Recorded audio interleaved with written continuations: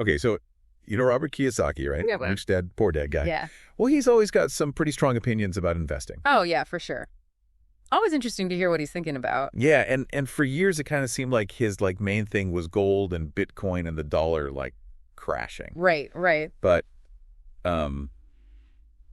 recently he's kind of throwing a curveball, saying he's got a new favorite. Oh. Which is not what a lot of people were expecting. Yeah, I mean, it is interesting to see someone who's been so associated with those other assets come out so strongly about something different. Makes you want to dig into the reasons behind that shift. Totally. So that's exactly what we're going to do in this deep dive today. We're going to figure out, why is Kiyosaki so into silver right now? Yeah. Especially with his whole history with gold and then more recently getting into Bitcoin. Yeah. And he's been pretty loud about this new stance over on X. Oh, right. Yeah. Formerly Twitter. Exactly. Formerly Twitter. We've got some articles from April 3rd, 2025, all about it. So let's jump in and see what we can find. Okay. Sounds good. So right off the bat, the main thing here is he's saying that as things stand now, he thinks silver is actually more valuable than gold and Bitcoin. Wow. Yeah, that's a pretty big statement. We're going to have to break that down for sure. Right. And he doesn't mince words. In these posts from April 2nd and 3rd, he's just straight up asked, is silver more valuable? And he just says yes. Uh-huh.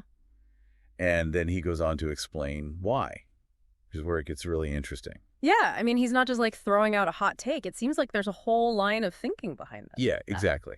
So the first piece of his argument is all about the demand for silver, specifically how much it's being used in industry. Okay. And the list of industries he gives is pretty surprising. It's not just what you'd typically think of. Really? Yeah. Obviously there's the solar panel thing, right? Electric vehicles, all sorts of electronics and gadgets. Uh-huh. But then he also mentions weapon systems and medicine. Yeah. Even water purification. Wow. I didn't realize it was used that widely. Right. It's not just sitting in some vault somewhere. Yeah. I mean, and if you think about where technology is going and the whole push for cleaner energy, that demand probably isn't going to go down anytime soon. No, exactly. You think about solar panels, those use a ton of silver.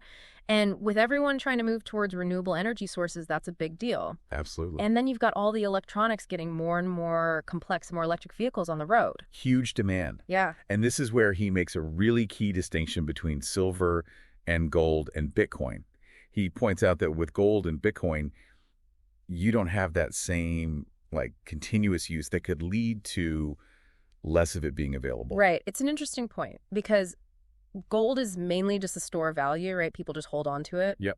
And Bitcoin has a fixed supply. It can't just be created out of thin air. Mm-hmm. But silver is actually being used up. Yeah. So that means over time, there might actually be less and less of it available, which creates a different kind of scarcity. Yeah, exactly. And that leads right into his argument about silver being undervalued. Okay. He points out that you look at gold, which just hit record highs. One article said it went over $3,115 an ounce. Wow. And then Bitcoin's trading at, pretty high levels too. But silver's only around $32 to $34 an ounce, according to these articles. Yeah. It seems way too low. And he actually says it's still significantly below its all-time high. Huh.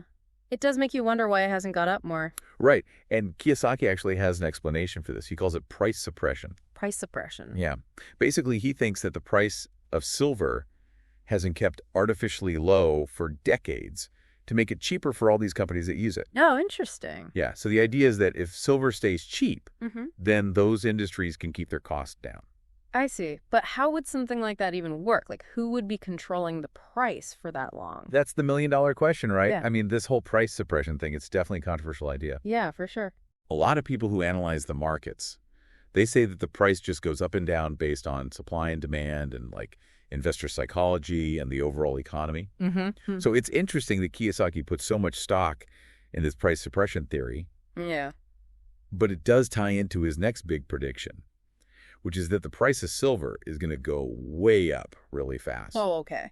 He calls it a slingshot. Yeah. He doesn't think it's going to be a gradual increase. Yeah. He's saying it could double to around $70 an ounce this year. Whoa.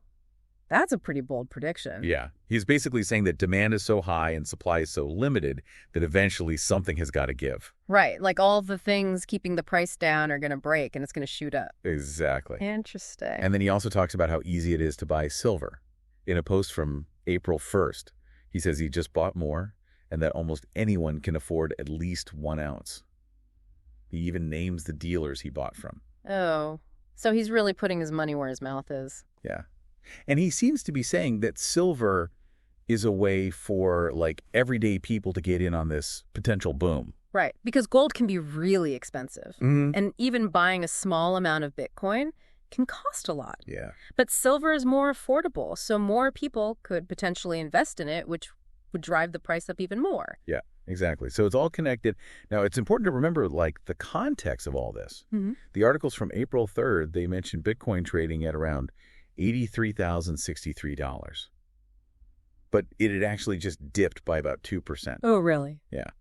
And apparently this was partly because of how the markets were reacting to President Trump announcing new tariffs. Oh, yeah, the tariffs. That caused a lot of uncertainty in the markets. Exactly. And when things get uncertain, people tend to get more cautious with their investments. Right. And sometimes that means selling off assets that are seen as riskier, which can include commodities like silver. Even if the long-term outlook for silver is good.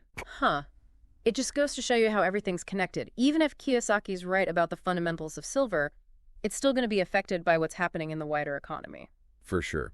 And speaking of connections, silver wasn't the only thing that went down that day. Oh. Bitcoin did too. But gold actually went up a little bit. It hit around $3,152 an ounce. Interesting. So it was a good day to be holding gold. Yeah. And that kind of reinforces that idea of gold being a safe haven asset. Yeah. Like when people are nervous about the economy, they turn to gold. It's kind of ironic though, right? Okay. Because even though Kiyosaki still likes gold, he's clearly way more excited about silver's potential right now. Yeah. He seems to think that silver has more room to grow because of all those unique industrial uses and the limited supply. Right. And this all ties back into Kiyosaki's bigger philosophy about money. He always says that it's not necessarily that gold, silver, and Bitcoin are going up in value, but that the dollar is losing value. Right, like things are getting more expensive. Exactly. And he sees things like precious metals and Bitcoin as a way to protect yourself from that. Because they're tangible. You can hold them. He even brings up that famous quote from Rich Dad, Poor Dad, savers or losers. Oh, yeah, right. He's basically saying that holding on to dollars is a bad idea. Yeah. It's better to have assets like silver. Okay. And he's been warning about this for a long time, saying that fiat currencies are fragile and that the dollar could crash and that we could be headed for a recession. He always tells people to invest in real assets to protect their wealth. So to kind of sum up Kiyosaki's view on silver, he's saying that number one, the industrial demand for silver is huge and it's actually using up the supply, unlike gold or Bitcoin.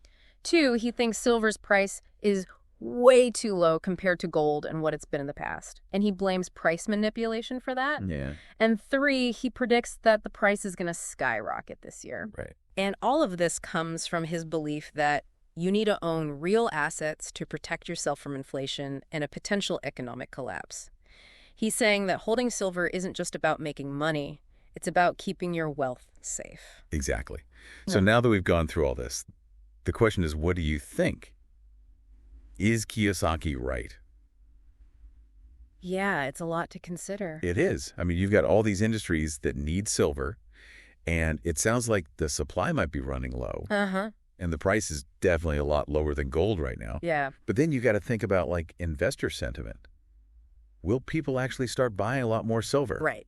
And what's going to happen with the economy as a whole? That's always the big unknown. It is. So, yeah, lots to think about. Absolutely. But, hey, that's what makes this stuff so fascinating, right? It is. There's always something new to learn and try to figure out. Exactly. All right, so that's going to wrap it up for this deep dive. Okay. Thanks for joining me. Yeah, this was great. Thanks for having me. And be sure to tune in next time for another deep dive. See you then.